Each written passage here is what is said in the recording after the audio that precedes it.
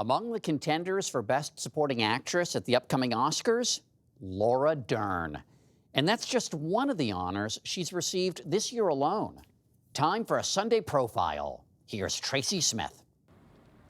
I'm angry nearly every day of my life. What a year it's been for Laura Dern. I'm not patient by nature.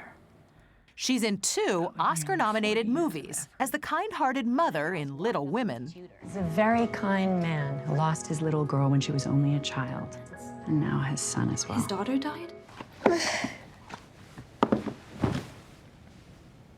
You take some breaths. And as a razor-sharp divorce lawyer in Marriage Story. Withholding, Jay? Really? Alienating? All right. Well, those are fighting words, and it's simply... Okay, she's kind of fierce, but it's the kind of fierce that makes award voters take notice. Thank you, Hollywood Foreign Press.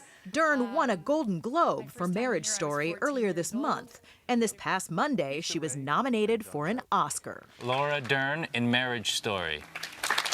You've gotten accolades for your work before, through the years, steadily, but it seems like there's something about this moment that is rather intense. Does it feel that way to you? It's certainly exciting. Let's face it, the idea of a good father was only invented like 30 years ago. And a lot of that excitement is about her monologue on motherhood, written by Marriage Story director Noah Baumbach. We love them for their fallibilities, but people absolutely don't accept those same failings in mothers. I'm curious what you thought when you first read those words. I read the script and I called Noah and got his voicemail and cried into his machine for about 10 minutes. And when I read the monologue and called him, I said, this is the greatest Christmas present I've ever received. Because the basis of our Judeo-Christian whatever is Mary, mother of Jesus, and she's perfect. She's a virgin who gives birth. She even added a line of her own. We added a little more of a zinger, which really makes me laugh that I don't even think I can say. So your contribution was? God didn't even do the which I know cannot be on CBS Sunday Morning, because it's CBS and it's Sunday morning. And the dad isn't there. He didn't even do the... God is in heaven. God is the Father, and God didn't show up.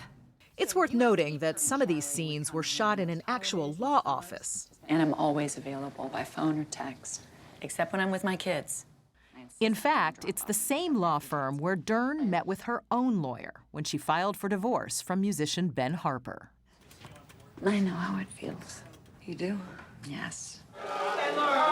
For Laura Dern, it seems Hollywood and real life have often been intertwined, ever since the very beginning.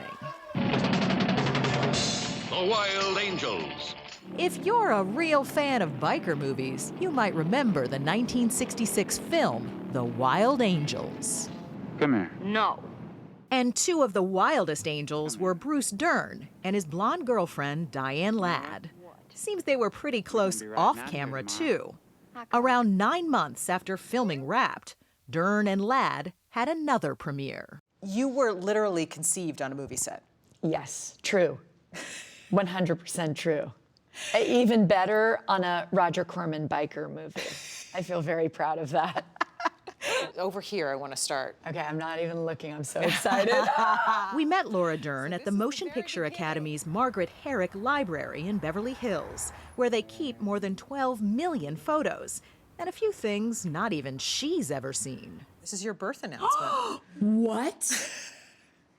Actor Bruce Dern and wife actress Diane Ladd are parents of daughter born February 10th.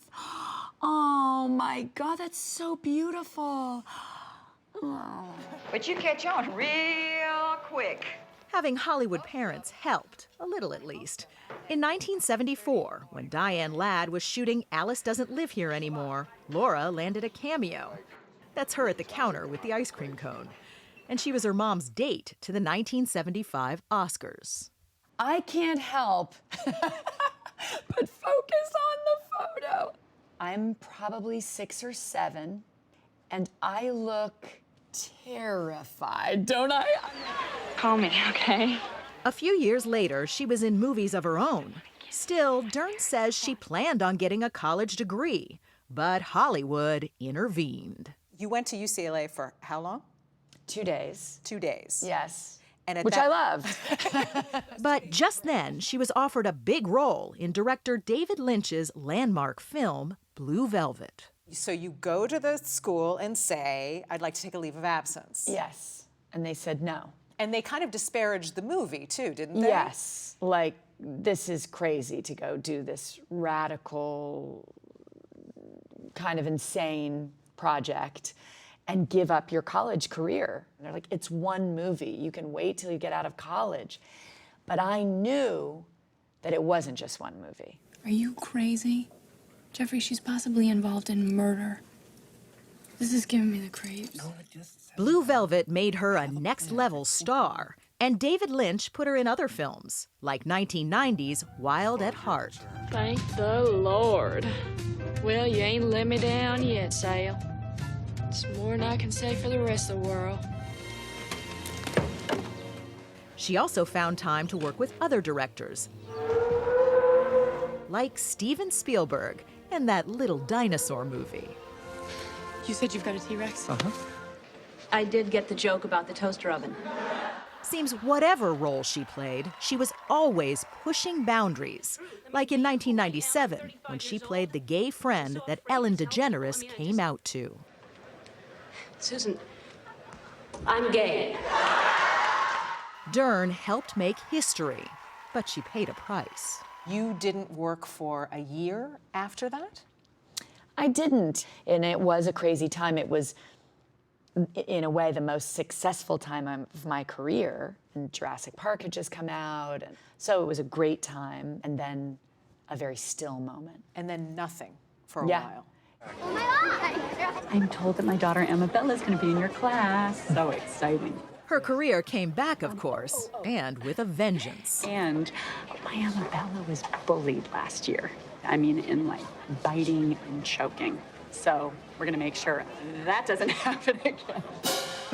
Dern won an Emmy for her role in HBO's Big Little Lies as a woman whose husband loses all of her money. I will not be rich. And talk about range. She was also a Star Wars heroine on a suicide mission. But that's no surprise. After a lifetime spent walking right up to the edge, Laura Dern has somehow found balance there. What do you think of the term, the Dernissance?